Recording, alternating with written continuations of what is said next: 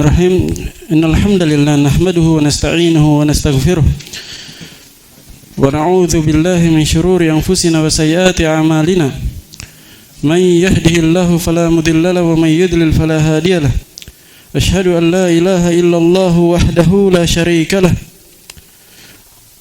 Al-Malikul Haqqul Mubin sallallahu wa asyhadu anna Muhammadan abduhu wa rasuluhu as-sadiqul amin sallallahu alaihi wa ala alihi wa ashabihi ajma'in, amma ba'd. Na'am, qala al-muallif lahu al-asma'ul husna. Hada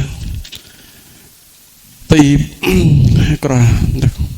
Bismillah, alhamdulillah, wassalatu wassalamu ala rasulillah, amma ba'd. Ahsanallahu ila ustadina wa li jami'il hadirin, Allahumma amin. Qala al-muallif rahimahullah, lahul asma'ul husna was sifatul ula. Qala ta'ala, ar-rahmanu 'ala al-'arsyi istawa, lahu ma fis samawati wa ma fil ardi wa ma bainahuma wa ma tahta ath-thara, wa in tajhar bil qawli fa innahu ya'lamu as-sirra wa akhfa. Qala asy-syarih hafizahullah ta'ala, lahul asma'ul husna.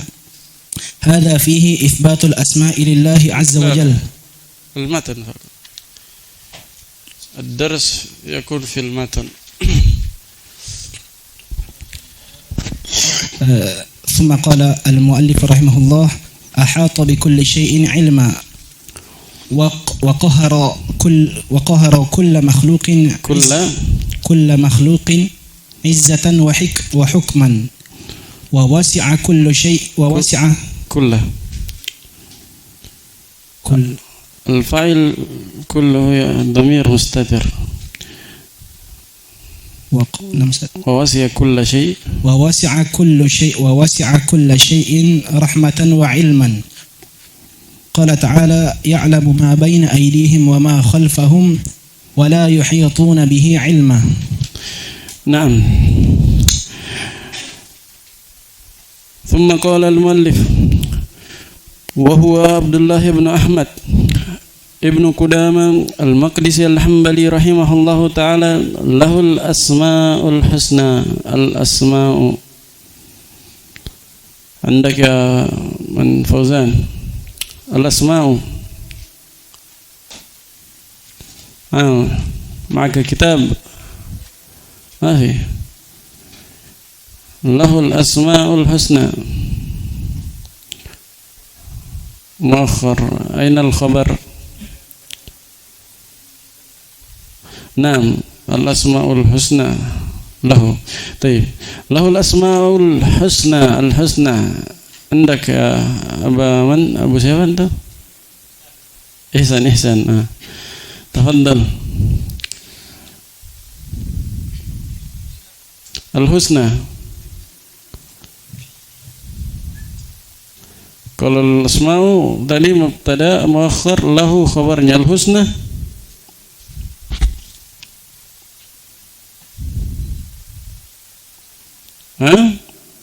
Al-asma'ul husna, nama-nama yang terindah. Na'at. Al-husna. Aina Habib Arham? Keluar mana?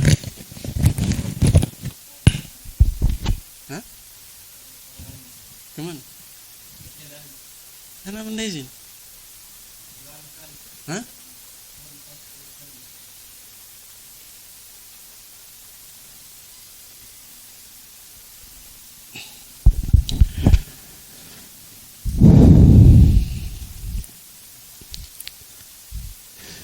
Taib.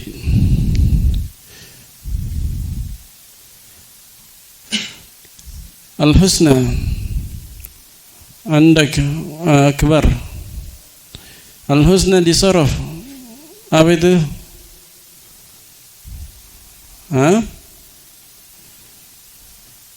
Enggak. Husna lam tarf. Pembahasan ism tafdil. Husna muannas dari ahsan. Muannas dari ahsan. Ahsan husna, akbar kubra, asghar sughra. Taib. Makanya diterjemah yang terindah, yang paling indah, yang sangat indah. Al-asmaul husna wa sifatu. Andaka hadiah, tafadhal. Wa sifatu mubtada atau wa sifatu?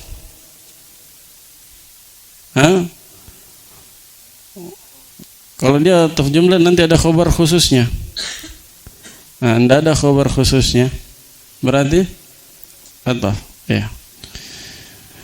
Kecuali dia bilang walahu as-sifatul ula, baru ataf jumlah. Nah, ataf ke al-asma, ahsant. Al-ula sama ya, al-ula sama husna. Cuma dia ada sedikit perubahan. Ula itu muannas dari a'la. A'la sama ahsan, akbar. Muannasnya apa? Muannasnya ulya. Kan sughra, sama wazannya ulya. Kemudian ulya ini dijama' ke apa? Ula atau ula alif bengkok.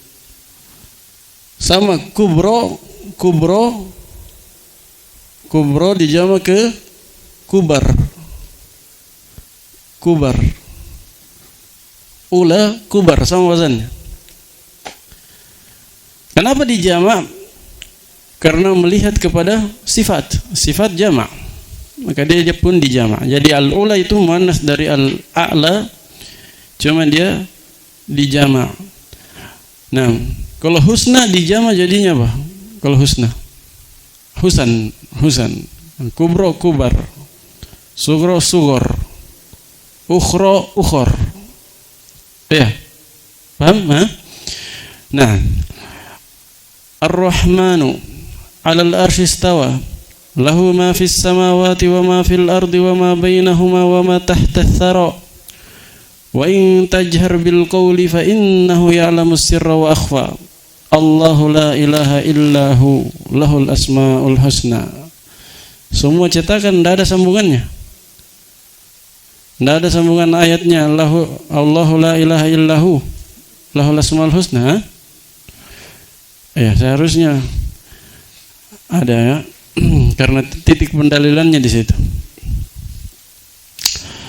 Nah, ahata bi kulli syai'in ilma. Ahata عندك عمر أحاط أين الفاعل؟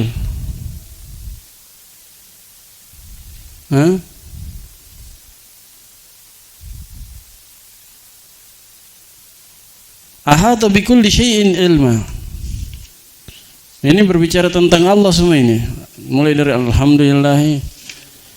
Ya. Kembali ke lafaz jalalah Allah yang disebutkan pertama, alhamdulillahil mahmudi bikulli lisan, al-ma'budi fi kulli zaman, sampai akhir. Ahata bikulli syai'in ilma. Allah ilmunya melingkup segala sesuatu. Mana ilman? Apa i'rabnya ilman? Man yujib?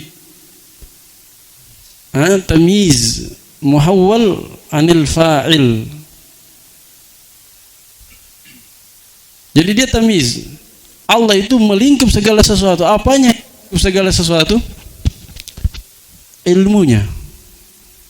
Tamyiz ini dinamakan tamyiz mufrad atau jumlah? Jumlah. Tamyiz muhawwal anil fa'il. Muhawwal itu pasti jumlah. Tamyiz muhawwal pasti jumlah. Tayyib. Asalnya kan dia fa'il asalnya. Ahata ilmuhu bikulli syai'. Itu asal kalimatnya. Sudah kita belajar di tamyiz. Asalnya apa? Ahata ilmuhu bikulli syai'. Bagaimana prosesnya bisa berubah menjadi ahata bi kulli syai'in ilma? Bagaimana prosesnya? Dihapus mudhafun ilaihnya.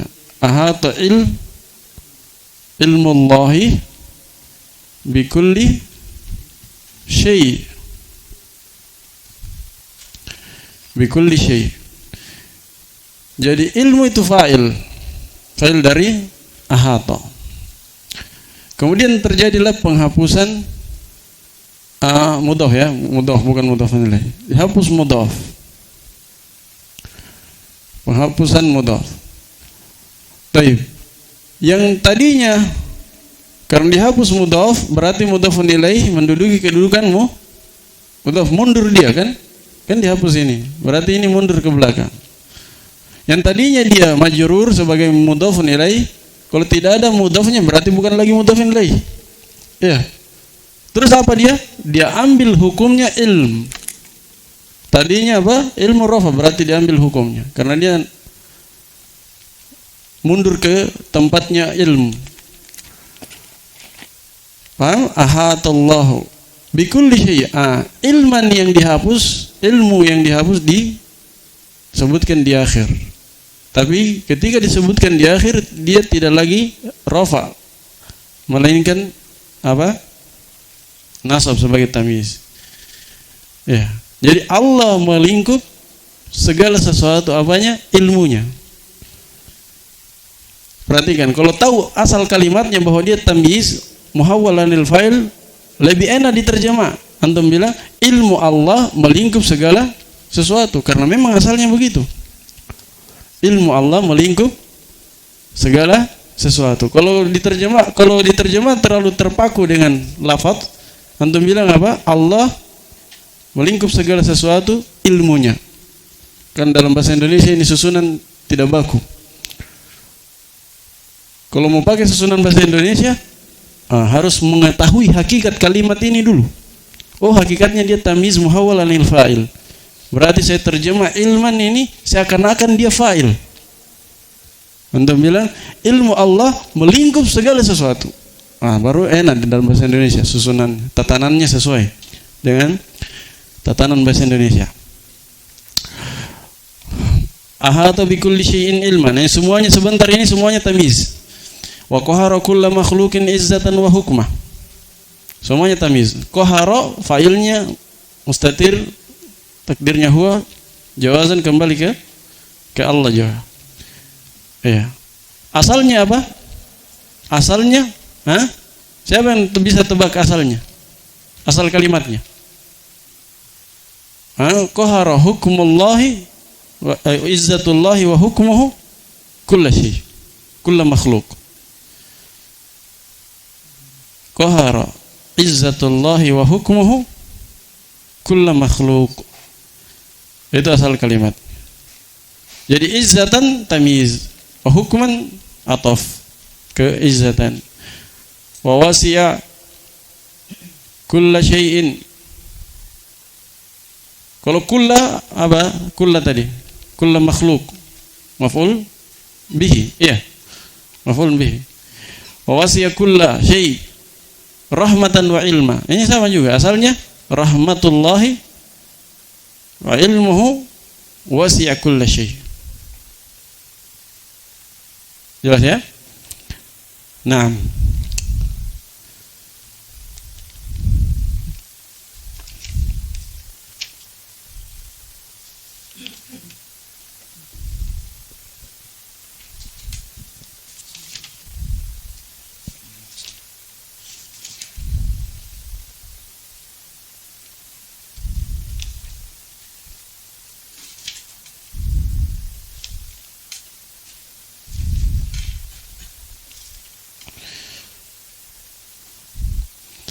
Mausufun bima wasafa bihi nafsah. Mausufun. Andak Irsan. Kenapa tiba-tiba mausufun? Rafa.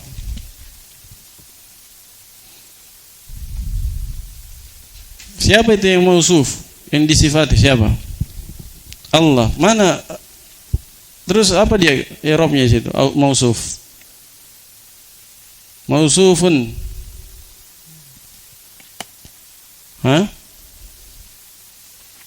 Mubtada. Mana khabarnya? Dia khabar. Mubtadanya mahdzuf. Allahu. Sebab sudah diketahui dari konteksnya yang kita bicarakan ini Allah dari tadi, dari awal. Dari alhamdulillahi al-mahmudi bi kulli lisan. Ya kan? Al-ma'budi fi kulli zaman. Dan seterusnya. Ketika beliau katakan mausufun, dia disifati. Siapa dia? Itu Allah. Jadi takdirnya Allahu mausufun bima wasafa bihi nafsah. Sudah diketahui dari konteksnya walaupun tidak disebut, mubtadanya dimaklumi. Nah, jadi kadang mahdzuf mubtada. Sudah belajar kadang mahdzuf mubtada itu dihapus. Kadang khobarnya dihapus. Kadang dua-duanya dihapus. Ya, kadang mubtadanya saja, kadang khobarnya saja, kadang dua-duanya dihapus. Kalau sudah dimaklumi. Ya, ketika saya bertanya misalnya,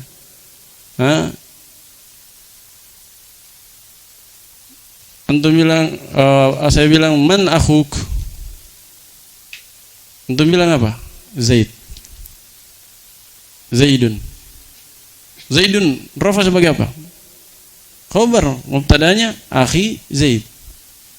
Akhi Zaidun. Berarti dihilangkan mubtada sama dengan ini. Atau saya bertanya, hal Zaidun akhuk? Antum bilang apa? Naam. Naam, itu dihapus mubtada dan khabar dua-duanya. Takdirnya naam Zaidun akhi. Zaidun mubtada, akhi khabarnya dihapus dua-duanya di situ. Jelas ya? Dihapus mubtadanya, bisa juga dihapus khabarnya. Misalnya apa dia? Contoh dihapus khabarnya. Ayat di surat Adz-Dzariyat. Ucapan Ibrahim. Salamun qaumun munkarun. Salamun qaumun munkarun. Salamun, tiba-tiba salamun. Itu mubtada, khabarnya alaikum mahdzuf. Salamun alaikum. Qaumun, tiba-tiba rafa juga qaumun. Kenapa rafa? Dia khabar. Mubtadanya mana? Mahdzuf. Takdirnya salamun alaikum antum qaumun munkarun. Jadi ada antum mahdzuf, antum qaumun. Itu mubtada khabar. Jadi di sini dua-duanya syahidnya ada dua. Syahid untuk apa? Khabar yang dihapus dan syahid untuk mubtada yang dihapus. Syahid untuk khabar yang dihapus yaitu salamun. Mubtadanya ada, khabarnya tidak ada. Takdirnya salamun alaikum.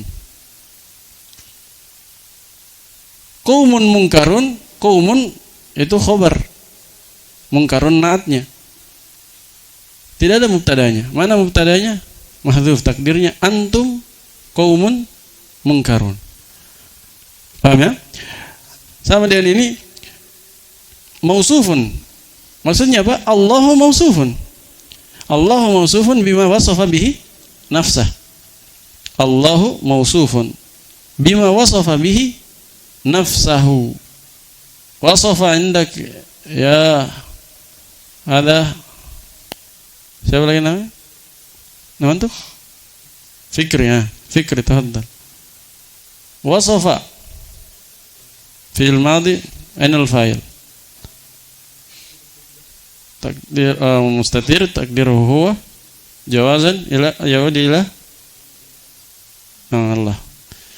Allah mausufun bima wasafa bihi nafsahu. Allah itu disifati dengan apa yang Allah sifati dirinya dengannya. Nafsahu hendak jabar maf'ulun bih. mausufun bima wasafa bihi. Di sini saya latih dulu tempat kembalinya dhamir bihi. Hanya kembali ke mana? Isra. Allah dia disifati dengan apa-apa yang Allah sifati dirinya dengannya. Bihi, hanya itu kembali ke mana? Yang lain, pikirkan yang lain. Ilmu yang mana? Terlalu jauh. Sini jumlah baru saja, fokus di situ. Kema.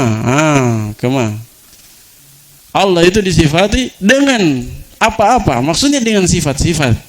Dengan apa-apa maksudnya apa? Dengan sifat-sifat yang Allah sifati dirinya dengannya, dengan sifat itu. Bihi kembali, hanya kembali kema. Ini namanya apa di pembahasan isim mausul? Hanya aid. Dhamir aid kembali ke isim mausul. Kan belum ada aidnya dari tadi. Wasofa ada dhamir mustatir, takdirnya huwa, tapi tidak cocok jadi aid. Karena dhamir mustatirnya pada wasofa tidak kembali ke kembali ke Allah. Berarti bukan aid. Aid itu dhamir kembali ke isim mausul. Nah, berarti bihi yang cocok. Hanya itu kembali ke isim mausul. Yaitu ma. Fi kitabihi al-azimi. Hendak akbar man hadha? Arman. Al-azimi.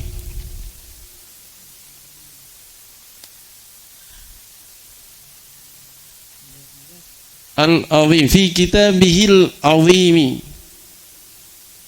Kitabihi al-azimi. Kitabnya yang agung. Apa itu? Nah, Ma'rifah itu. Kitabihi al-azim. Wa ala lisani nabihil karimi. Nabihi. Hendak hafiz. Nabihi.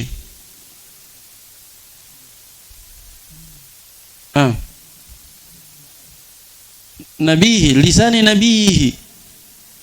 Mudhaf ilaih. Al-karimi. Nah. Wa kullu ma jaa fil Qur'ani aw sahha 'anil Mustafa alaihi salamu min sifatir rahmani. Tes dulu.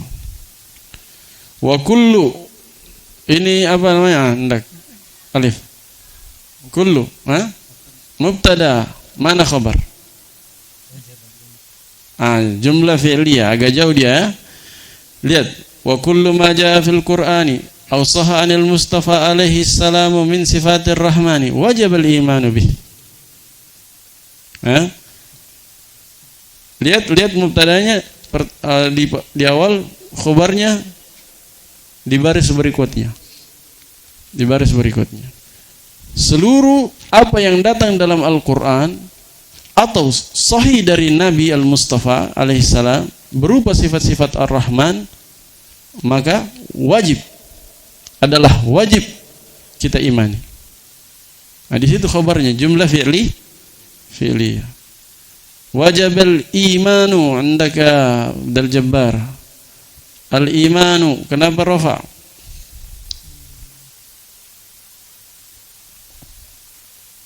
Wajib al-imanu bih, wajib mengimaninya.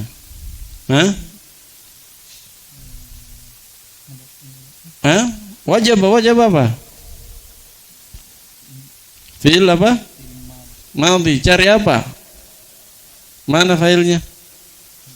Al-imanu. Wajib, apa yang wajib? Mengimaninya. Berarti al-imanu itu failnya.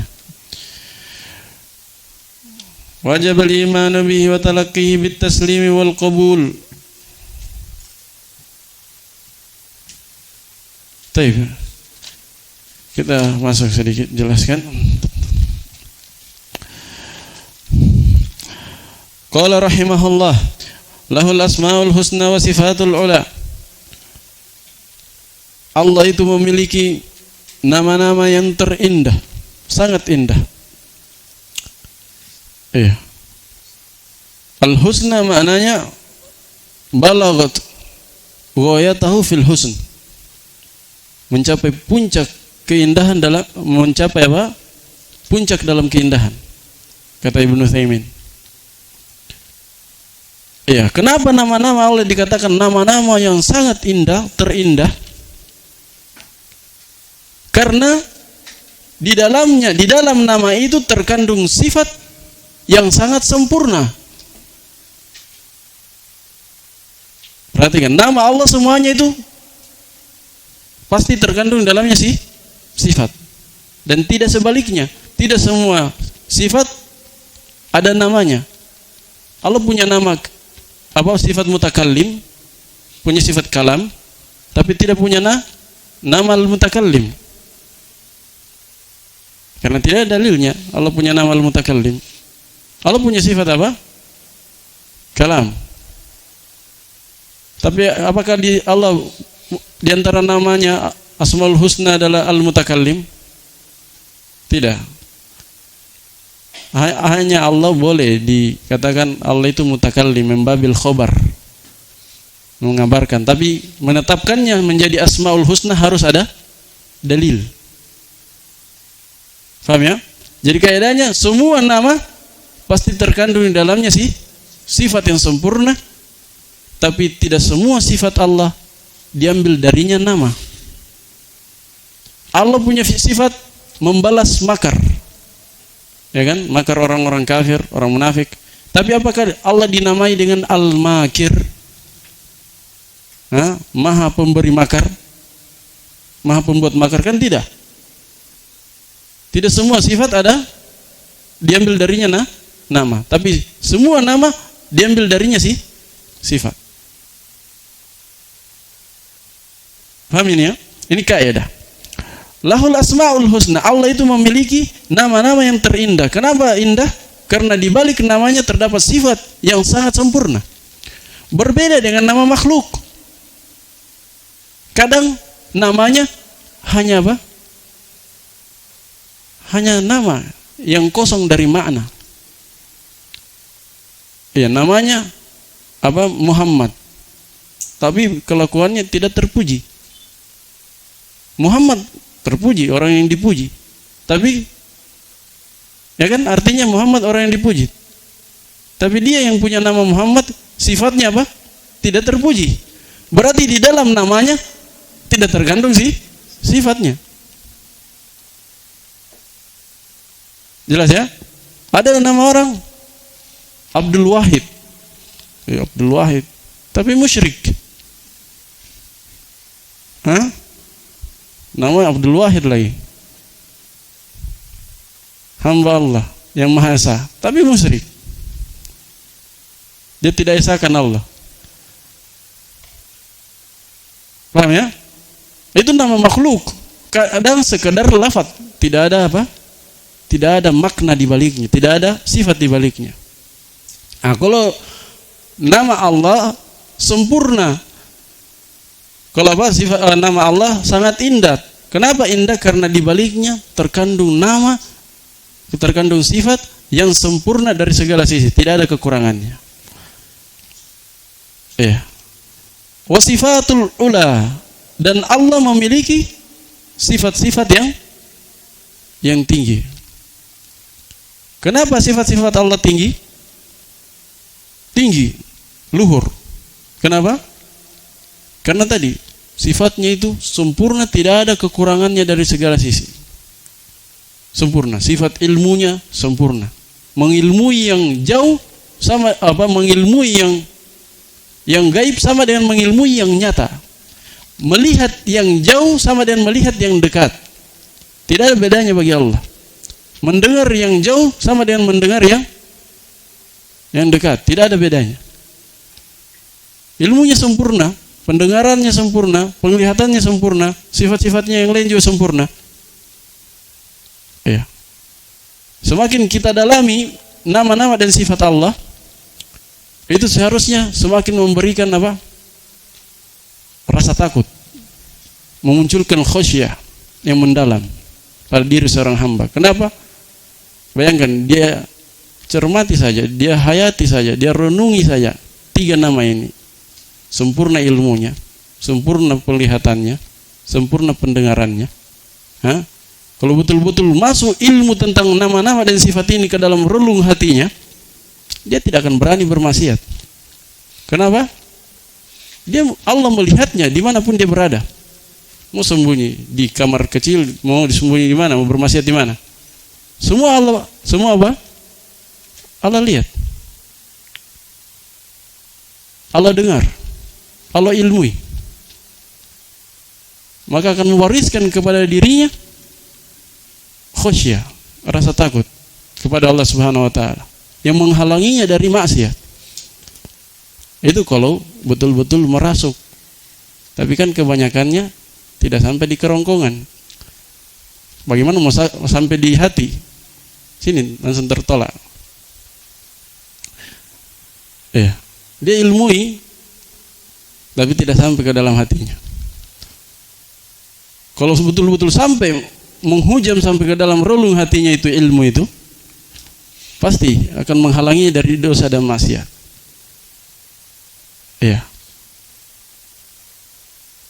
Dan sebaliknya juga akan memunculkan roja, harapan. Dari sisi mana? Kalau dia tahu bahwa Allah mengilmui segala sesuatu, ilmunya sempurna, tidak ada satupun yang luput, Allah melihatnya, Allah mendengarnya, maka sekecil apapun amalan solehnya, dia amalkan di keramaian ataupun ketika sembunyi-sembunyi, dia tidak khawatir. Allah melihatnya, Allah mengilmuinya, pasti Allah akan balas. Ya kan? Tidak mungkin Allah sia-siakan. Jelas ya? Perhatikan, mengilmui dan mendalami nama-nama dan sifat Allah itu betul-betul akan menguatkan keimanan.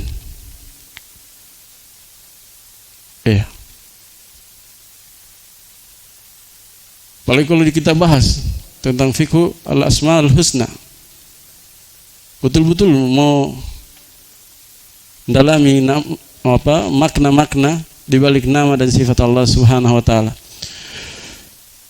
Baik. Kita lanjutkan setelah salat. Subhanakallahumma bihamdika asyhadu an la ilaha illa anta astaghfiruka wa atubu ilaik. Alhamdulillahi ala ihsanih wa syukru lahu ala taufiqihi wa amtinanih. Asyhadu an la ilaha illallah wahdahu la syarika lah ta'ziman li sya'nih. Wa asyhadu anna Muhammadan abduhu wa rasuluhu ad-da'i ila ridwanih. Sallallahu alaihi wa ala alihi wa ashabihi wa ikhwanih. Amma ba'd. Naam.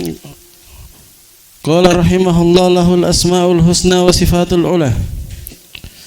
Kita sudah terangkan tadi tentang makna 2 kalimat ini. Allah memiliki nama-nama yang terindah dan sifat-sifat yang tinggi. Dalilnya adalah sebagaimana Allah berfirman, Ar-Rahmanu 'alal arsy istawa, lahu ma fis samawati wa ma fil ardi wa ma bainahuma wa ma tahta ats-tsara. Wa in tajhar bil qaul fa innahu ya'lamu sirra wa akhfa. Allahu la ilaha illa huwa lahul asmaul husna. Kata Allah Subhanahu wa taala di awal-awal surat Thaha,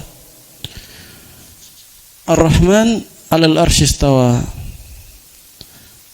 Ar-Rahman beristiwa di atas arsy. Ini salah satu dari sifat Allah Subhanahu wa taala yang akan datang pembahasannya secara khusus. Lahu ma fis samawati wa ma fil ardi wa ma bainahuma wa ma tahta ats-tsara. Miliknya lah seluruh apa yang ada di langit dan seluruh apa yang ada di bumi. Wa ma bainahuma, dan seluruh yang ada di antara keduanya. Wa ma tahta ats-tsara, dan seluruh apa yang ada di bawah tanah. Di situ pakai ma mausulah. wa hiya tufidul umum. Ma mausulah memberikan faedah umum. Ma apa-apa, maksudnya semuanya. Apa-apa yang ada di langit, seluruh yang ada di langit. Apa-apa yang ada di bumi, seluruh yang ada di bumi. Jadi ma bermakna apa? Umum. Ma mausulah memberikan faedah umum. Semuanya kepunyaan Allah, milik Allah. Allah yang menguasainya. Terdapat dalamnya sifat apa? Al-milkiyah wal mulk. Sifat menguasai dan memiliki segala sesuatu. Wa in tajhar bil qaul, jika engkau menjaharkan ucapan, fa innahu ya'lamu sirra wa akhfa, maka ketahuilah sungguh Allah Maha mengetahui yang rahasia, bahkan yang lebih tersembunyi daripada rahasia. Akhfa, akhfa apa? Isim tafdil.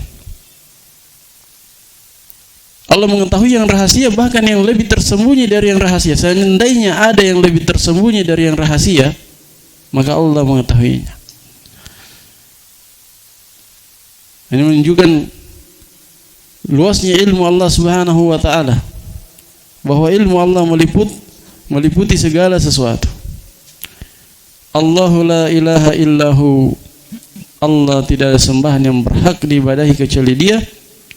Lahul asmaul husna, Dia memiliki nama-nama yang terindah. Jelas ya, ini titik pendalilannya. Lahul asmaul husna, dan banyak di beberapa ayat. Walillahil asmaul husna. Di ayat yang lain dikatakan ayyamma tad'u falahul asmaul husna. Nama apapun yang engkau seru ketika berdoa, maka ketahuilah Allah memiliki nama-nama yang terindah. Jelas ya?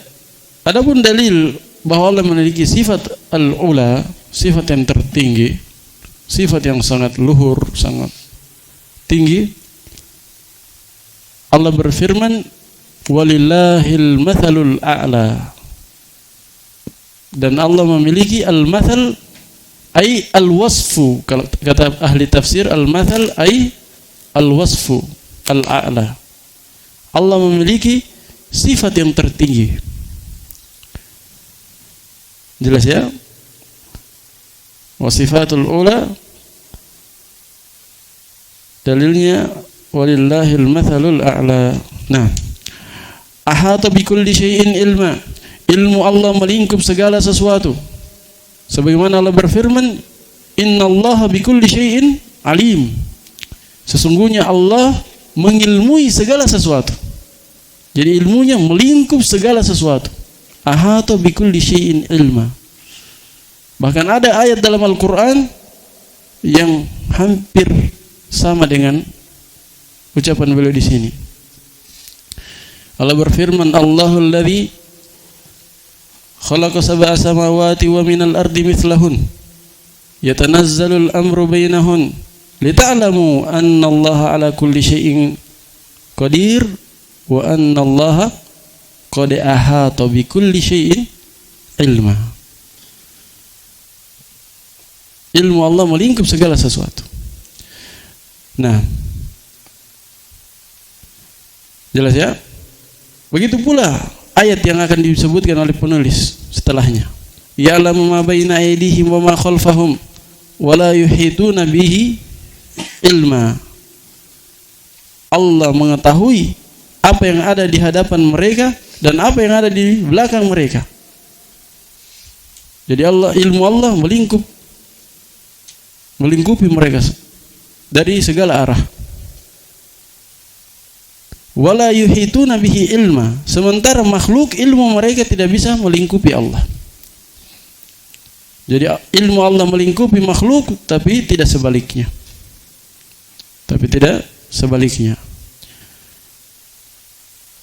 Nah, wa qahara kulla makhlukin izzatan wa hukma, dan keperkasaan Allah serta hukum Allah menundukkan segala sesuatu, segala makhluk, seluruh makhluk semuanya tunduk di bawah keperkasaan Allah dan di bawah hukum Allah yang kauniyah atau yang syariah. Yang dimaksud di sini hukum apa? Kauniyah. Seluruh makhluk tunduk di bawah hukum Allah yang kauni. Karena kalau hukum Allah yang syar'i, ada yang tunduk, ada yang tidak tunduk, ada yang taat, ada yang tidak taat, ada yang beriman, ada yang kafir. Ya kan? Kalau hukum syar'i, Allah memerintahkan untuk beriman, ada yang tidak beriman. Allah memerintahkan salat, ada yang tidak salat. Allah memerintahkan ini, ada yang tidak lakukan. Berarti kalau hukum syar'i, ya, ada yang tidak tunduk terhadap hukum Allah yang syar'i. Tapi kalau hukum kauni, mau tidak mau, rela ataupun tidak rela, ridha ataupun tidak ridha, suka atau tidak suka, harus dia tunduk. Mau tidak mau harus dia terima. Ketika Allah turunkan bencana kepadanya, suka tidak suka, dia harus terima itu. Jelas ya? Hukum kauni. Dia terlahir dari keluarga kaya, keluarga miskin, itu hukum kauni. Dia tidak bisa memilih. Harus tunduk. Dia terlahir jadi orang Indonesia, bukan orang Arab, harus tunduk. Pasti semuanya apa? Tunduk di bawah hukum Allah yang kauni. Nah, dia lahir dari orang tua yang bagaimana, dari negara apa, dari suku apa, itu semua hukum Allah kauni, makhluk tunduk di bawahnya. Tidak ada pilihan lain bagi mereka, harus menerimanya. Jelas ya? Iya. Jadi keperkasaan Allah dan hukumnya menundukkan seluruh makhluk. Allah berfirman, wa huwal qahiru fawqa ibadihi. Dan Allah Al-Qahir, yang mengalahkan, maha mengalahkan, menundukkan hamba-hambanya. Wa wasi'a kulla syai'in rahmatan wa ilma. Rahmat dan ilmu Allah melingkup segala sesuatu. Rahmat dan ilmunya melingkup segala sesuatu. Nah, rahmatnya melingkup seluruh makhluk. Allah berikan rahmatnya kepada seluruh makhluk, yang beriman maupun yang kafir. Seandainya bukan karena rahmat Allah, maka mereka tidak akan makan dan minum. Jelas ya? Demikian ilmunya. Ini sudah berlalu pembahasan tentang ilmu. Ilmu Allah melingkup segala sesuatu. Adapun dalil tentang ucapan ini, beliau iktibas, beliau ambil juga dari ayat ini. Allah berfirman, menghikayatkan doanya orang-orang beriman, Rabbana wasi'ta kulla syai'in rahmatan wa ilma. Persis. Wahai Rabb kami, rahmat dan ilmu melingkup segala sesuatu. Dan Allah juga berfirman, wa rahmati wasi'at kulla syai'. Dan rahmatku melingkup segala sesuatu. Ya.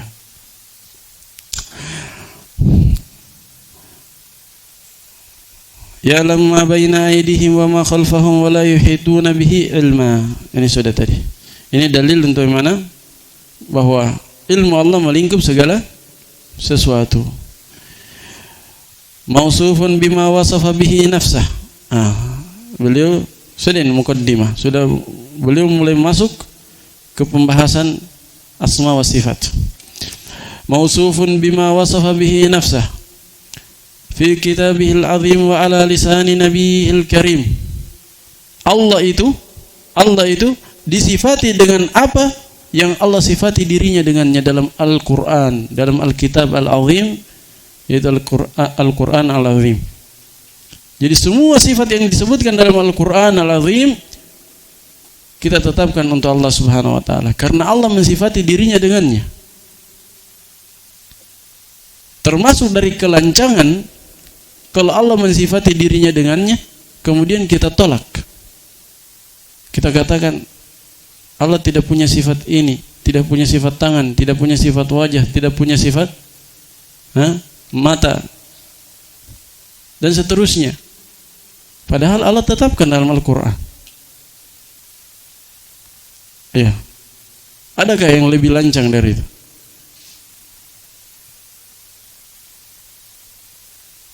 Jelas ya?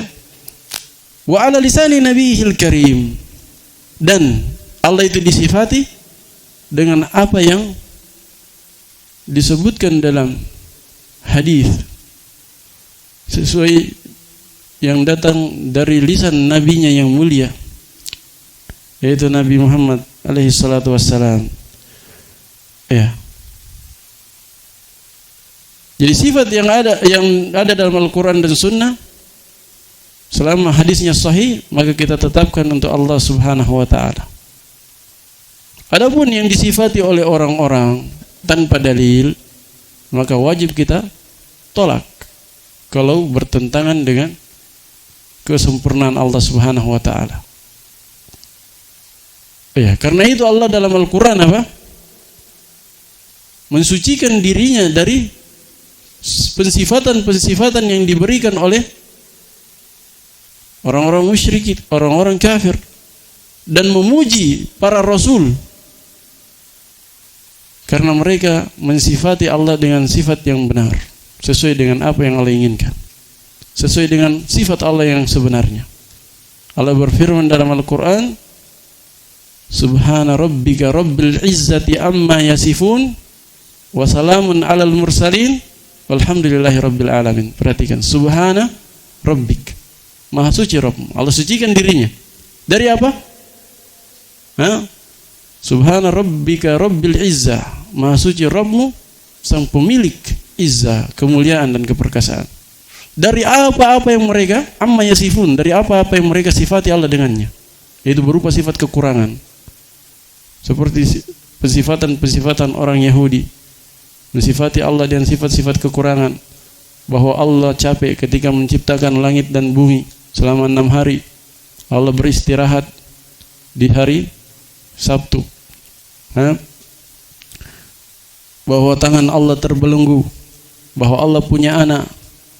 Ya, ini sifat-sifat kekurangan yang mereka sifati Allah dengannya. Allah sucikan dirinya dari sifat-sifat tersebut. Kemudian Allah nyatakan wassalamun alal mursalin, dan keselamatan untuk para rasul yang telah mensifati Allah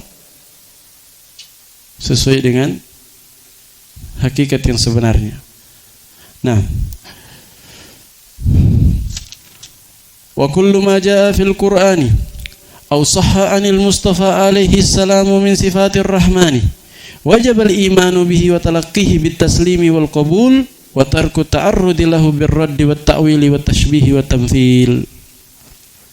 Nah, perhatikan, ini penggalan kalimat ini menjelaskan kalimat sebelumnya yang barusan kita jelaskan tadi.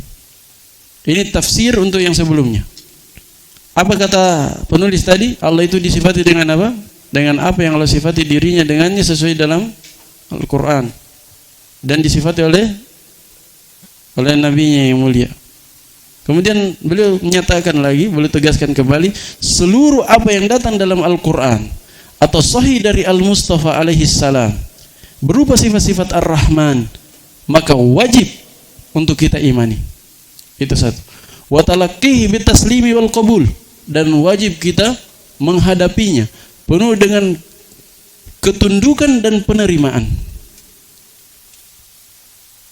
Wajib kita imani dan wajib kita talaqqihi, menghadapinya, mengambilnya dengan penuh apa? Ketundukan dan penerimaan. Tidak ada penolakan sedikit pun juga. Selama itu datang dalam Al-Quran, datang dalam hadis yang sahih, maka kewajiban kita adalah beriman dan menerimanya, tunduk terhadapnya. Ya. Sebab itu bagian dari keimanan kepada Allah, keimanan kepada malaikat, keimanan kepada kitab, dan keimanan kepada para rasul. Ya kan? mengimani isi Al-Quran. Isi Al-Quran diantaranya adalah sifat-sifat Allah. Itu bagian dari beriman kepada siapa? Bagian rukun iman yang pertama, kedua, ketiga, dan keempat. Mengimani sifat-sifat Allah yang ada dalam hadis, itu bagian dari mengimani apa? Rasul. Jadi mengimani nama-nama dan sifat Allah itu bagian dari mengimani rukun iman, yang mana agama seorang hamba tidak akan tegak kecuali dengannya. Tidak dikatakan beriman kalau dia tidak beriman kepada perkara-perkara tersebut. Jelas ya? Jadi harus kita imani, karena memang itu rukun iman.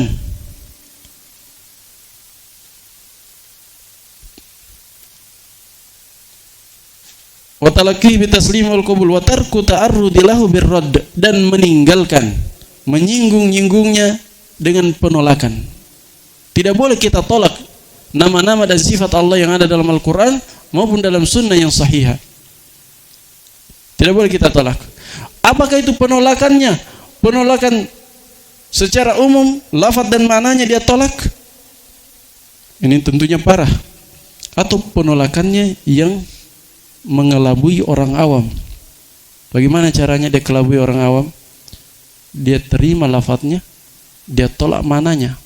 Dia tolak maknanya pakai apa? Dengan dua cara. Dia takwil, dia selewengkan makna aslinya ke mana yang batil. Ini kan hakikatnya apa? Hakikatnya dia imani lafadznya saja, maknanya dia tidak imani, dia tolak. Atau dengan cara yang kedua, dia tafwid. Dia tafwid. Dia katakan diterima lafadznya, Allah punya tangan, betul tangan. Apa namanya? Betul tangan, tapi tangan bermana kudro. Ini ta'wil, ya kan? Hakikatnya apa? Dia tolak sebenarnya maknanya. Yang kedua dia tafwid. Dia katakan, ya kita terima, tetapkan lafadznya, tapi maknanya hanya Allah yang tahu. Jibril tidak tahu, Nabi Muhammad tidak tahu, Abu Bakar, Umar tidak tahu, seluruh ulama kaum muslimin tidak tahu semuanya. Tidak ada yang tahu mana-mana sifat-sifat Allah itu. Lafadznya saja kita tetapkan. Ini kan hakikatnya apa? Dia tolak mana? Mananya. Dia terima lafadznya, dia tolak mana? Dan ini tentunya di balik mazhab ini terdapat apa? Pencacatan kepada Allah Subhanahu wa taala. Iya, karena sama saja dia katakan Allah menurunkan Al-Qur'an yang merupakan apa? Tibyan likulli syai', penjelas segala sesuatu, tapi tidak jelas mananya, tidak ada yang tahu mananya. Ya kan? Apa fungsi Al-Quran? Tibyan likulli syai', huda, petunjuk. Bagaimana menjadikan petunjuk kalau tidak jelas? Itu sama saja dia tuduh Allah menurunkan petunjuk, tapi yang tidak jelas petunjuk itu mananya. Kan tidak ada yang tahu katanya. Makhluk. Terus apa fungsinya itu Al-Quran diturunkan kepada makhluk? Padahal Allah katakan sendiri fungsinya adalah tibyan likulli syai'. Kemudian apa? Huda, petunjuk. Kemudian apa? Yahdi lillati hiya aqwam. Ya, dan seterusnya. Sifat-sifat Al-Qur'an yang seharusnya apa? Seharusnya jelas maknanya. Karena kan mau dijadikan pedoman hidup, mau dijadikan petunjuk hidup. Bagaimana mau dijadikan petunjuk kalau tidak dipahami? Taib? Ya. Dan juga jelas ini mah celaan kepada Rasul. Karena dia bilang apa? Tidak ada yang tahu mananya. Jibril, Muhammad pun tidak tahu katanya. Allahul musta'an. Nah, wa tarku ta'arrudi lahu birradd. Dan termasuk juga menolak itu, menolak hadis secara menyeluruh. Ada juga mazhab yang dikenal dengan apa? Ingkarus sunnah atau Qur'aniyun. Ini sama. Mereka menisbahkan diri kepada Al-Quran, Qur'aniyun, karena katanya mengamalkan Al-Quran saja. Sunnah tidak mau mereka. Atau nama lainnya ingkarus sunnah, karena menyandarkan diri kepada sifatnya itu mereka mengingkari sunnah. Semua sunnah, mutawatir maupun ahad, mereka tolak. Mereka tidak mau beramal dengan sunnah. Padahal kalau jujur dia beriman kepada Al-Quran, di dalam Al-Quran puluhan bahkan ratusan ayat memerintahkan apa? Untuk ikuti Nabi, ikuti sunnah, ya kan? Berarti pengakuannya mengikuti Al-Quran itu batil. Hanya sekedar mengelabui manusia. Tujuan utamanya adalah apa? Menjauhkan manusia dari agama, dari Al-Quran dan Sunnah. Zindik sebenarnya. Ini pekerjaan orang-orang munafik. Yang ingin merusak Islam dari dalam. Padahal kalau hadisnya sahih, kan metode periwayatan hadis, apalagi hadis yang mutawatir, itu sama dengan Al-Quran. Al-Quran juga kan diriwayatkan sampai ke Nabi. Kalau tolak hadis yang mutawatir, konsekuensinya berarti dia harus tolak juga Al-Quran. Karena Al-Quran juga di periwayatannya, dia mutawatir juga. Tapi mereka sebenarnya ingin merusak Islam. Caranya dengan seperti itu. Diingkari sunnah. Ada juga yang bentuk lain yang lebih samar lagi. Apa dia? Dia tolak sunnah yang ahad saja, hadis yang ahad saja. Katanya ahad tidak bisa dipakai dalam akidah, pembahasan akidah. Ini orang-orang Mu'tazilah dan semisal mereka, atau penerus-penerus mereka, HTI atau yang semisal itu, Ikhwanul Muslimin. Nah,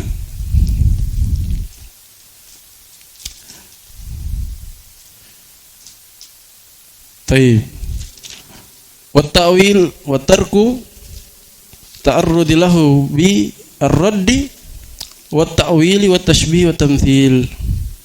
Apa itu ta'wil, tashbih dan tamthil?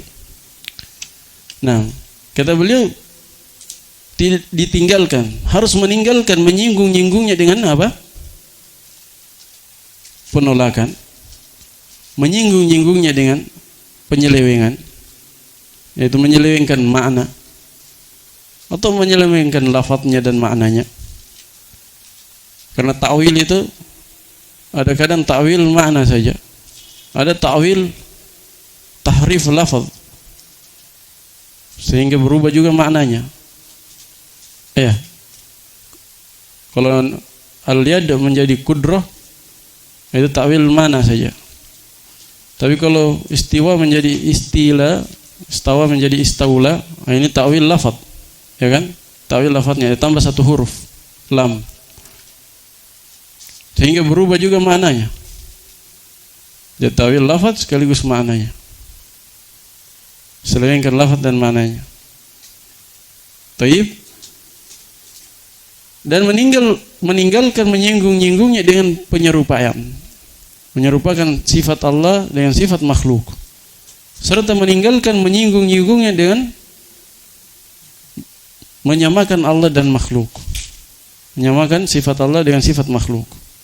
At-ta'wil, ta'wil maknanya secara bahasa sudah pernah kita jelaskan, ya. Tapi tidak ada masalah, kita ulangi lagi. Ta'wil secara bahasa bermakna al-aul, bermakna ar-ruju'. Al-aul yakni ar-ruju', kembali, sesuatu yang kembali.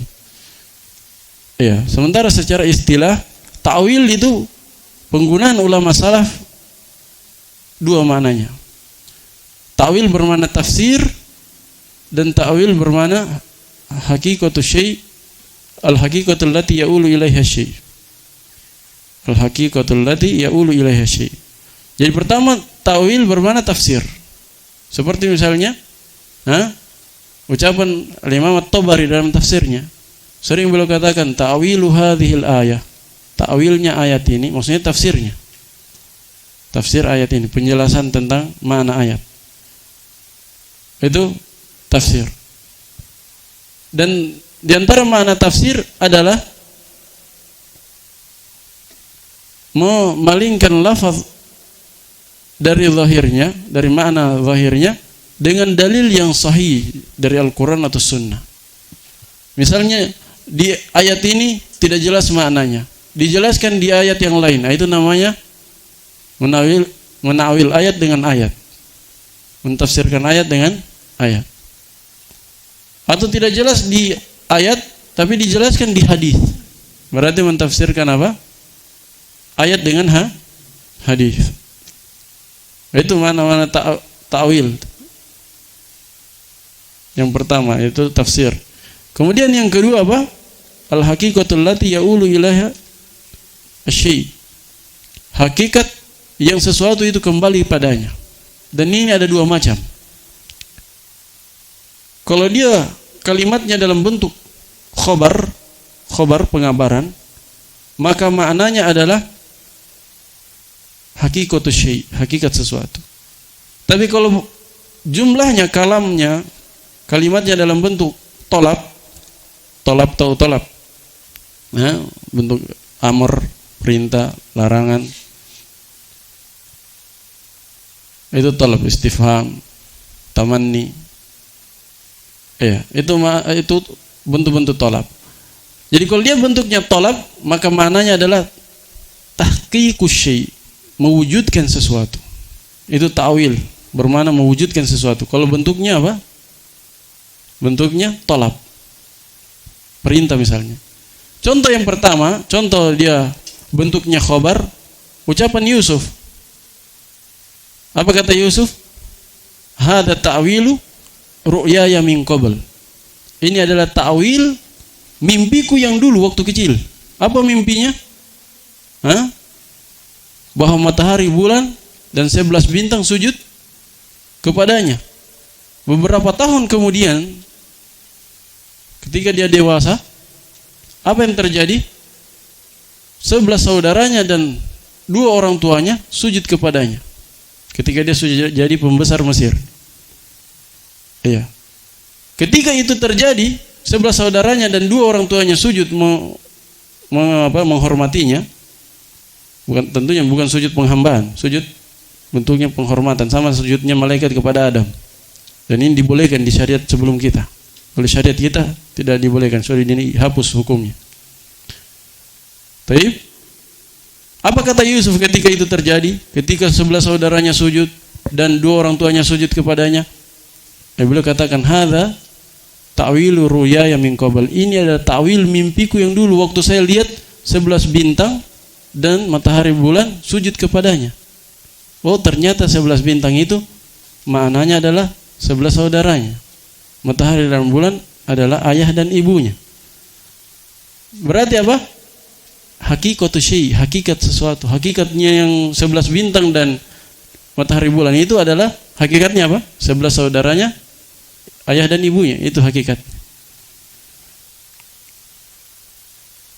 Kalau tolab, contohnya tolab, misalnya hadis Aisyah ketika turun surah Idza Jaa, Allah berfirman, Idza jaa nasrullahi wal fath wa ra'aitan nasa yadkhuluna fi dinillahi afwaja. Apa kata Allah di akhir? Fasabbih bihamdi rabbika wastaghfir. Allah perintahkan Nabi Muhammad ketika sudah melihat orang berbondong-bondong masuk Islam,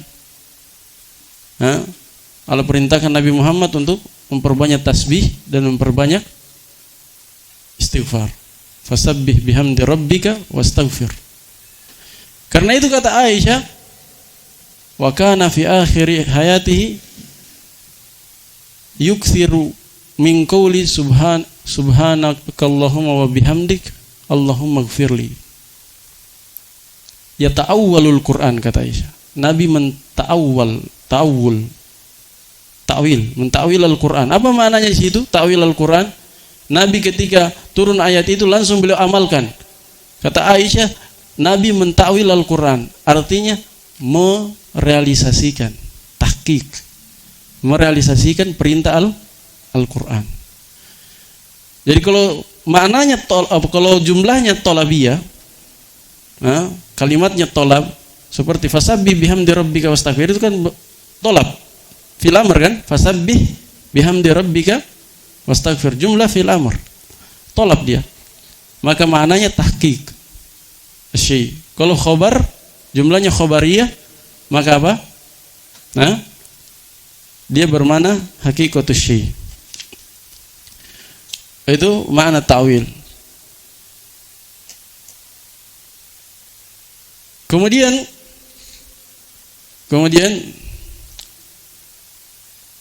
tadi ta'wil bermakna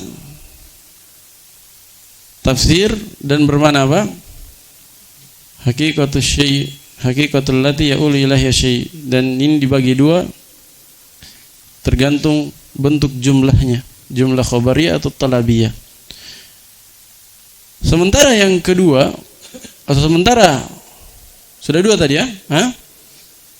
Ya, satu bermakna tafsir, satu bermakna hakikatus syai. Nah, kemudian sementara orang-orang belakangan datang, orang-orang belakangan membawa definisi ta'wil yang ketiga, yang tidak ada sebelumnya, yang tidak dipahami oleh ulama sebelumnya. Apa itu?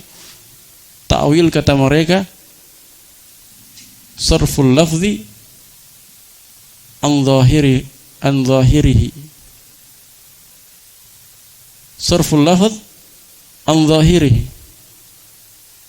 min ma'na ar-rajih ila ma'na marjuh. Atau bahasa lainnya sarfun nusus an ma'naha al-zahir ar-rajih ila ma'nan marjuh biduni dalil. Jadi memalingkan nas dari makna zahirnya, makna yang atau makna zahir. Makna zahir itu pas kita dengar, pas kita baca, itu yang pertama kali terbetik di benak kita, di kepala kita. Itu makna zahir. Disertai harus disertai dengan konteks, sesuai dengan konteks. Tidak cukup sekedar makna zahir yang ada pada kosakatanya, harus sesuai konteks. Jadi makna zahir itu gabungan dari dua hal. Pertama, itu yang pertama kali terbetik ketika kita dengar, itu yang pertama kali terbetik di kepala kita, dan sesuai dengan konteks, sesuai dengan konteks kalimat. Jadi tidak cukup sekedar mana asal kosakata itu. Nah, ini banyak orang salah paham. Dia kira mana zahir adalah mana asal dari kosakata itu saja. Padahal tidak. Orang Arab itu berbicara dengan kalam, bukan dengan kalimat. Kalam artinya harus sesuai dengan konteks. Ya, misalnya ketika saya katakan atau Allah berfirman, Tabarakalladzi biyadihil mulk. Apa yang pertama kali terbetik di kepala antum? Biyadihi. Apakah yad bermakna tangan atau yad bermakna kudro? Tangan yang pertama terbetik.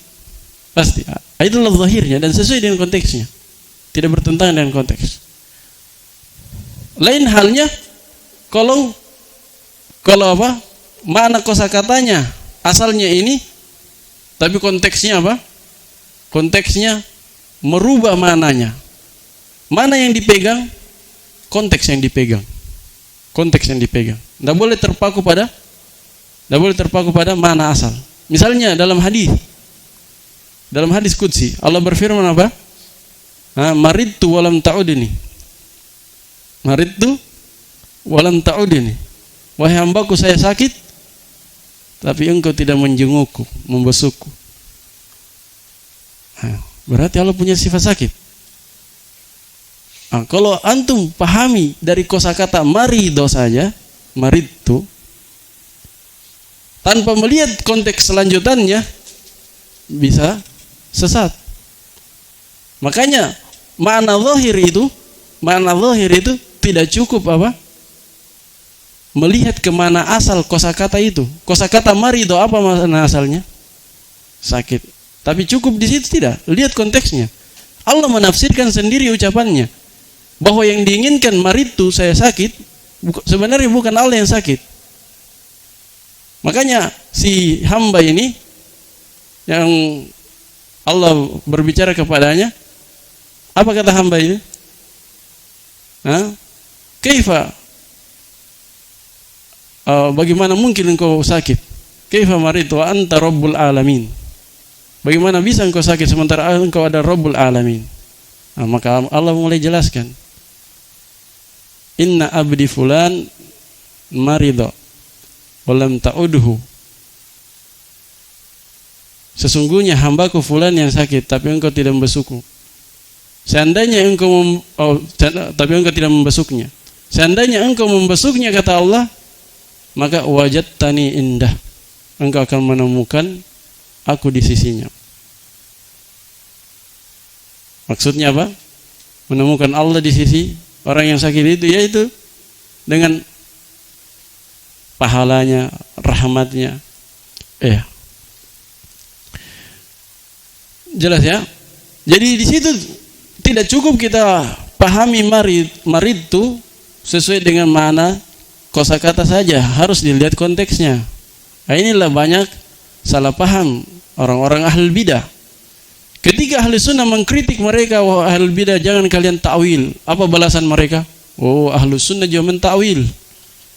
Ahlu sunnah juga mentakwil. Salafi juga mentakwil. Buktinya apa? Hadis itu tadi. Kan asalnya katanya marid itu asalnya bermana sakit. Kenapa kalian takwil? Padahal jelas situ bukan takwil. Memang zahirnya apa? Bukan Allah yang sakit. Lihat konteksnya. Jangan antum potong hadisnya. Begitu pula hadis-hadis yang lain. Ada beberapa hadis yang mereka mengkritik ahli sunnah. Katanya ahli sunnah juga mentakwil. Lengkap di Qawaidul Muslah. Insyaallah nanti kita pelajari. Qawaid al-Muslah karya Ibnu Utsaimin. Itu syubhat-syubhatnya lengkap di akhir-akhir Al-Qawaid Al-Muslah. Wa tashbih, apa makna tashbih? Tashbih, kalau kita terjemah menyerupakan. Tashbih itu secara bahasa kata Ibnu Utsaimin, dia bermakna mithil, lakin yaqtadi adamal musawah min kulli wajh. Tashbih dia tidak mengharuskan sama dari segala sisi. Ada kesamaan tapi tidak sama dari segala sisi. Itu tashbih. Beda dengan tamtsil. Tamtsil dia yaqtadi al-musawah min kulli wajh. Mengharuskan sama dari segala sisi. Namanya saya mithil. Apa mithil? Semisal, sama, persis. Kalau syibah mirip. Mirip itu apa? Sama dari sebagian sisi, tapi masih ada perbedaannya. Itu secara bahasa, kita bahas secara bahasa. Tapi secara istilah seperti di pembahasan ini yang diinginkan oleh Ibnu Qudamah, tashbih bermakna tamtsil, itu sendiri sinonimnya. Jadi para ulama akidah ketika mengatakan tidak boleh tashbih, maksudnya tidak boleh tamtsil. Tidak boleh menyamakan Allah dengan makhluknya. Tapi kalimat ini memang tashbih ini, nafyu tashbih ini tidak sesuai dengan dalil, tidak sesuai dengan Al-Quran dan Sunnah. Karena itu Ibnu Taimiyah dalam Al-Aqidah Al-Wasithiyah beliau tidak pakai ini. Beliau tidak pakai ini. Karena yang datang dalam Al-Quran laisa kamitslihi syai', pakai mithil, bukan laisa kasyibhihi. Paham ya? Laisa kamitslihi, tidak ada yang semisal dengan Allah. Itu sisi pertama. Jadi tidak sesuai dengan lisanul syara'. Sisi kedua, tashbih ini sudah menjadi syiarnya orang-orang ahli bidah. Ahli bidah punya kaidah. Apa kaidahnya? Kaidah ahli bidah dalam masalah semua sifat, kata mereka, setiap orang yang menetapkan sifat berarti dia musyabbihah. Setiap yang menetapkan sifat berarti musyabbihah. Kalau dia tetapkan tangan berarti dia musyabbihah, menyerupakan Allah katanya. Setiap orang yang menetapkan sifat berarti musyabbihah. Karena ini sudah tenar di kalangan manusia, di kalangan ahli bidah, bahwa setiap yang menetapkan sifat itu adalah tasbih. Maka ketika ulama sunnah mengatakan tidak boleh tasbih, mengesankan apa? Tidak boleh menetapkan sifat. Bisa pahami? Kan tadi mereka bilang menetapkan sifat, setiap yang menetapkan sifat berarti tasbih. Berarti kalau kita katakan tidak boleh tasbih, berarti tidak boleh menetapkan sifat. Mengesankan itu. Karena sudah terlanjur terkenal ini kaidah mereka ini. Setiap yang menetapkan sifat berarti tasbih, sehingga ketika kita katakan bila tasbih artinya apa?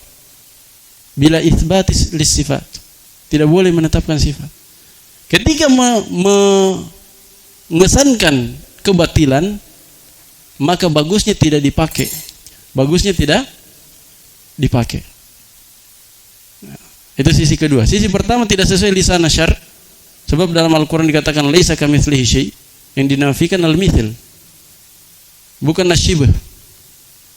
Sisi kedua, ini ungkapan tasbih ini sudah terkenal di sisi ahli bidah, bahwa tasbih setiap yang menetapkan sifat berarti dia mentasbih. Sehingga ketika kita menafikan tasbih, terkesan di sisi mereka apa? Menafikan sifat. Sisi ketiga, kenapa tidak boleh kita gunakan tasbih? Karena tasbih itu kan dia sama dari sebagian sisi, iya kan? Dan sifat Allah dan makhluk itu punya kesamaan dari sisi apanya? Minimal dari sisi nama dan aslul makna. Namanya sama atau tidak? Kebanyakan sifat Allah ada juga pada makhluk, ya kan? Dari segi namanya sama. Tangan. Sama-sama tangan namanya, dan asal mananya sama. Asal mana sama. Tapi hakikatnya yang berbeda, bagaimananya bentuknya, bagaimananya itu pasti beda. Tapi kalau dari segi nama, ya nama lafadznya sama. Ya kan, sama-sama yad, sama-sama ain, sama-sama wajah. Namanya sama, syibih. Berarti ada keserupaan antara sifat Allah dan sifat makhluk. Tapi dari segi apanya? Keserupaannya, jangan salah pahami. Dari segi apanya? Namanya, minimal nama dan asal maknanya. Adapun hakikatnya bagaimananya tangan Allah, bagaimananya wajah Allah, bagaimananya mata Allah, dan seterusnya pasti berbeda dengan yang dimiliki oleh makhluk. Itu sudah pasti. Kenapa? Karena antara makhluk dengan makhluk saja beda jauh. Iya. Kalau antum lihat tangan, sama-sama tangan. Tapi kalau sudah disandarkan kepada pemiliknya, sudah berbeda. Kalau sebelum disandarkan kepada pemiliknya, sebelum saya sebut pemiliknya, ini tangan, antum bayangkan, ini tangan, sama, ya kan?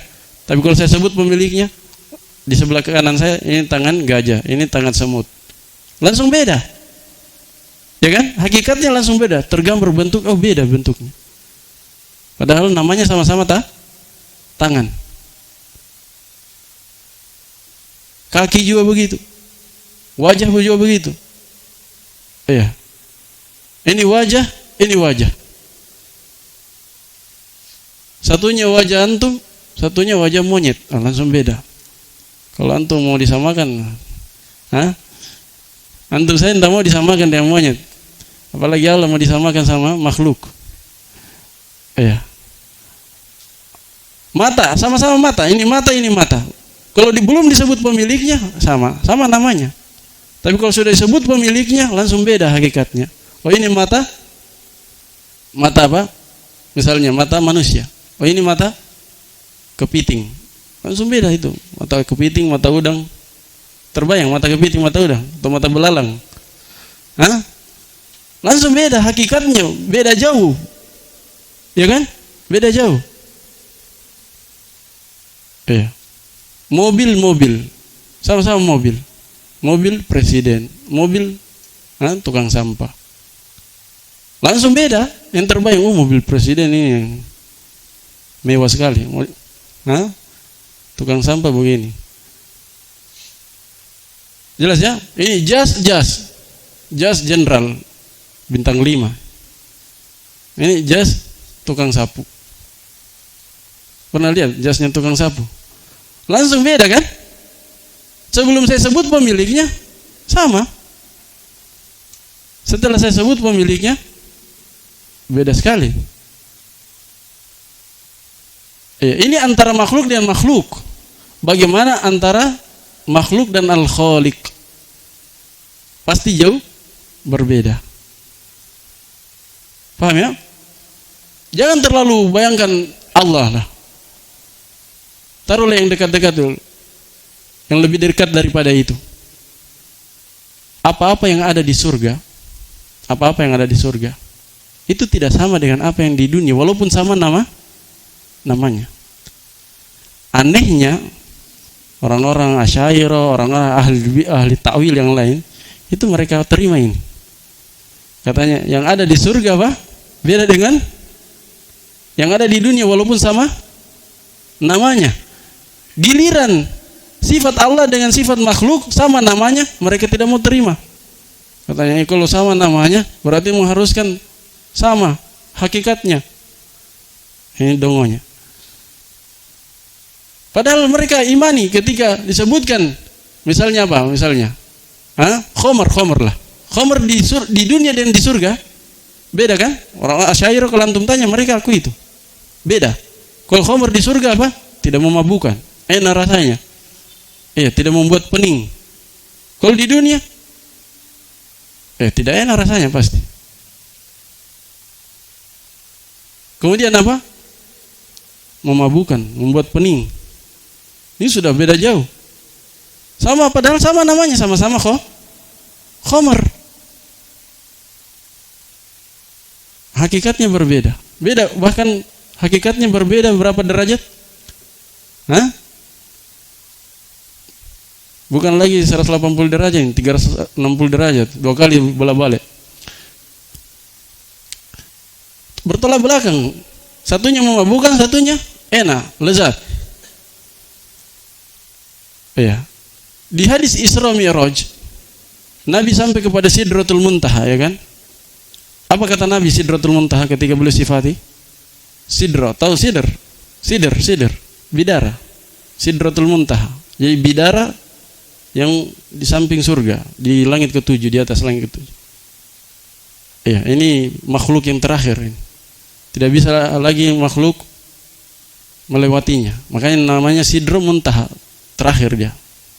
Tidak bisa lagi makhluk naik ke atas, melebihi itu. Apa kata Nabi bentuknya ini pohon sidr ini?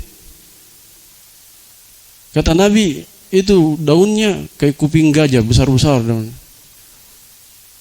Kalau antum lihat sidr bidara di dunia, lebih kecil dari ini, kecil sekali. Buahnya apa? Buahnya kayak gentong buahnya. Kalau bidara di dunia kecil-kecil buahnya. Padahal sama-sama sidr. Hakikatnya sudah beda. Belum lagi rasanya itu, baru bentuknya. Delima di surga, delima di dunia. Pisang di surga, pisang di dunia, dan seterusnya. Beda hakikatnya. Bagaimana lagi sifat Allah. Jadi kaidahnya tidak semua yang sama namanya sama hakikatnya. Tidak semua yang sama namanya sama hakikatnya. Kadang yang sama sekedar nama.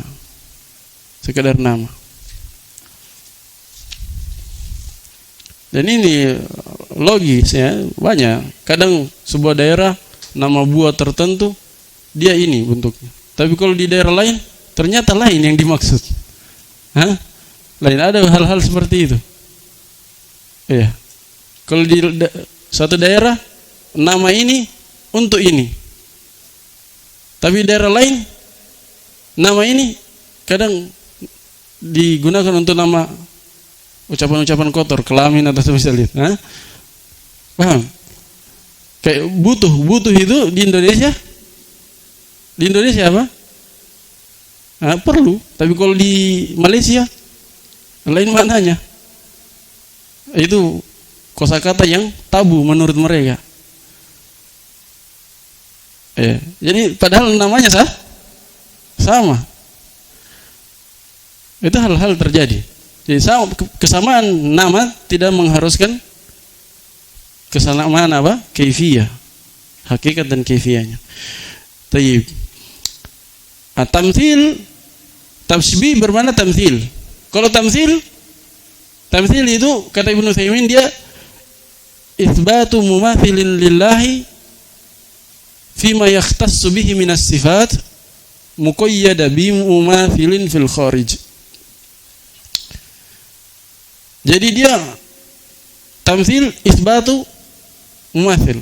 Dia menetapkan yang semisal dengan Allah. Semisal dengan Allah pada hal-hal yang khusus untuk Allah berupa sifat-sifatnya. Dia katakan sifat Allah sama dengan sifat makhluk. Dan muqayyada bi mumathil. Dia kaitkan dengan yang sama fil kharij, yaitu fil waqi', di alam nyata.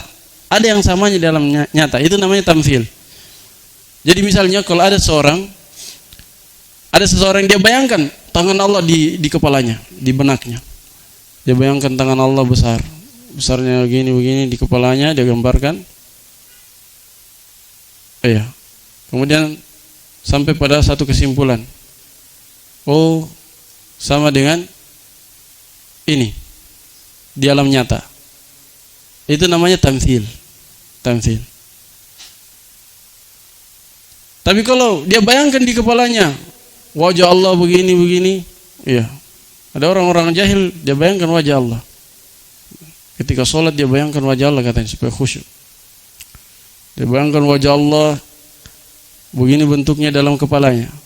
Tapi sampai pada suatu kesimpulan yang mana wajah Allah yang dia gambarkan dalam kepalanya itu yang dia hayalkan tidak sama dengan satupun dari makhluk di alam nyata.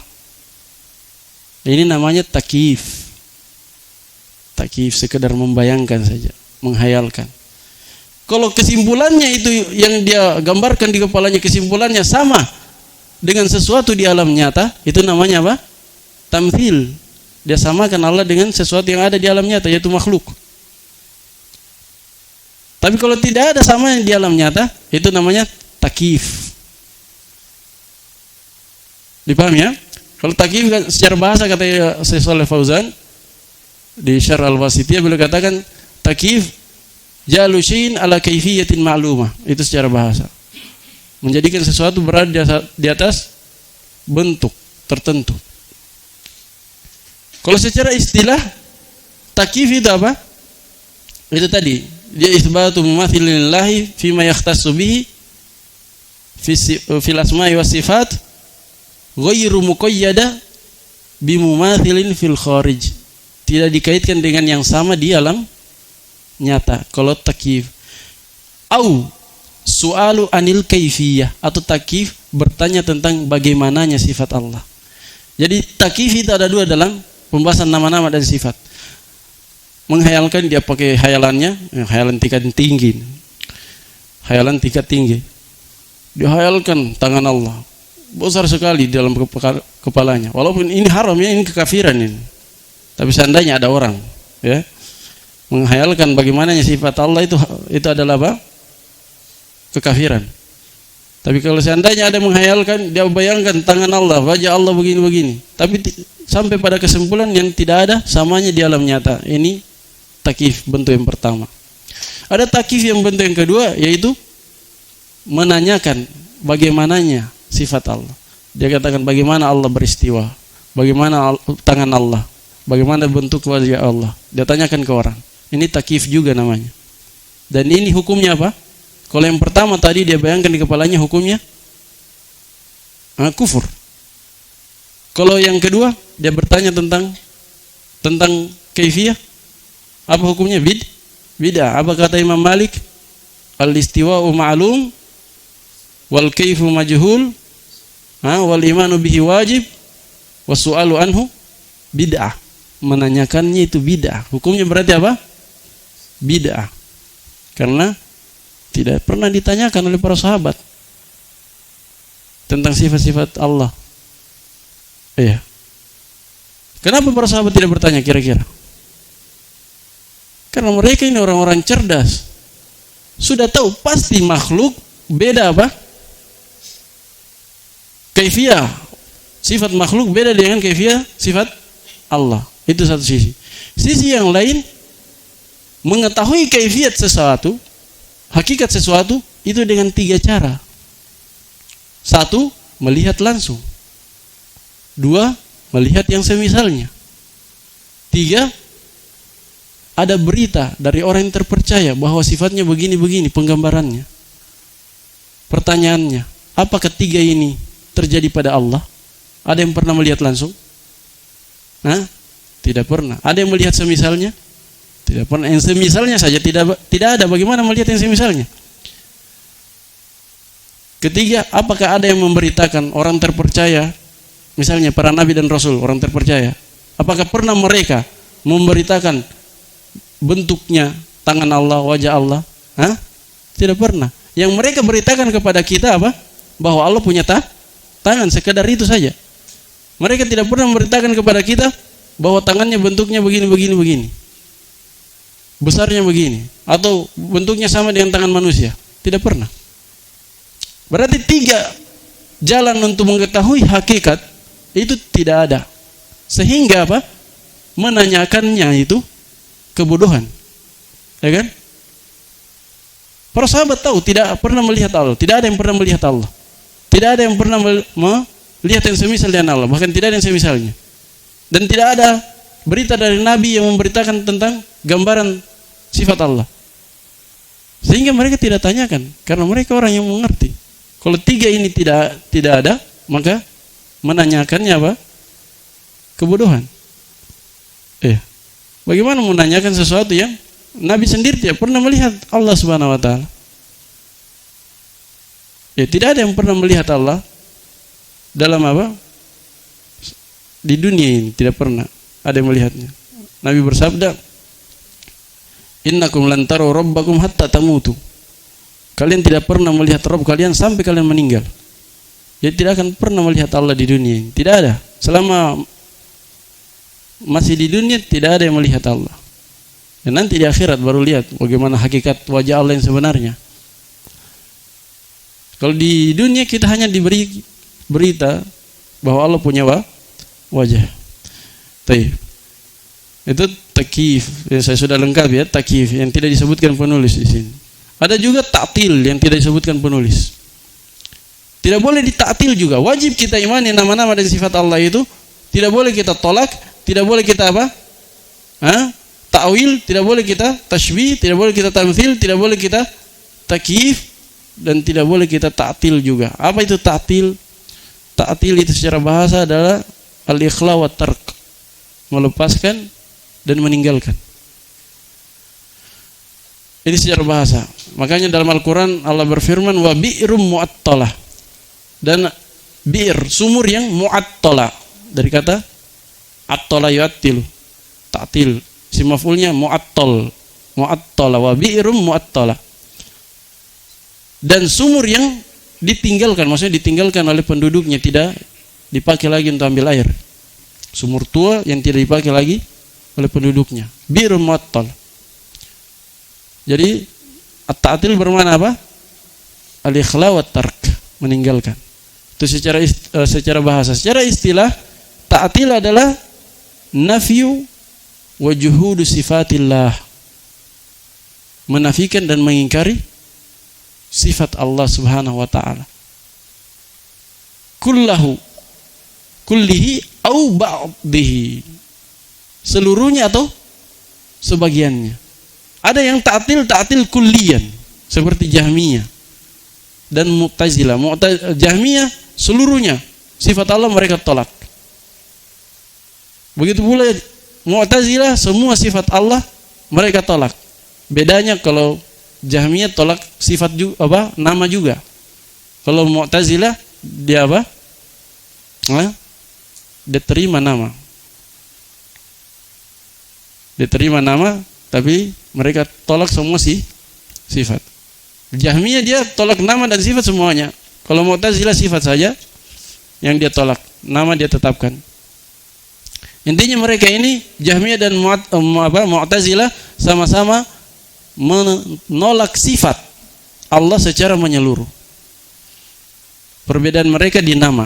Perbedaan mereka di apa? Nama. Satu menolaknya, satunya menerimanya. Ada yang ta'til juz'i, menolak sifat Allah sebagian. Seperti siapa mereka? Mereka lah Asy'ariyah, Kullabiyah, Maturidiyah. Iya. Mereka ini menolak sifat Allah sebagian, menetapkan sebagian. Kalau Asy'ariyah menetapkan 7 saja. Walaupun dikenal di negara kita sifat 20 ya. Sifat 20 itu sebenarnya 7. Cuman mereka gabung nama dan sifat. Siapa yang hafal lagunya? Iya. Itu yang mereka lagukan itu kan 7 sifat itu, tapi mereka tambah dengan namanya sehingga menjadi 20. Tambah lagi hal-hal yang kayak kidam bako, mukhalafatul hawadits dan seterusnya. Ya. Kalau di Asy'ariyah yang ditakrir para ulama 7 sifat saja yang mereka tetapkan. Apa itu? Itu al-ilm, al-haya, al-qudrah, apa lagi? Al-kalam, al-basar, sama apa lagi?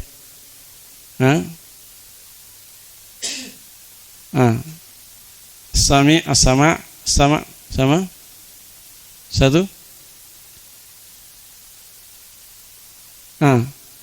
7 sifat.